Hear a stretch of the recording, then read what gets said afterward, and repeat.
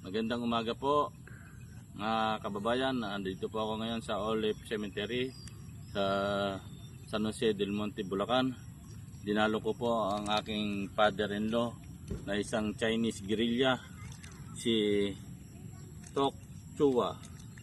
Sa isang Chinese guerrilla na napadpad dito sa Pilipinas dahil nagkameron ng prisoner of war ang mga Japanese Imperial Army doon sa China. Nadala sila, ginawa silang prisoner of war at dinala sila sa Pilipinas. Pagdating sa Pilipinas, ang mga karamihan sa mga sundalong Chinese, isa na doon ang aking minamahal na biyanan na si Tok Chua, ay nagsitakas sila, tumalon sa barko at nung makatakas sila, sumama sila sa Filipino guerrilla upang ipaglaban ang mga Pilipinos sa kamay ng mga Hapon.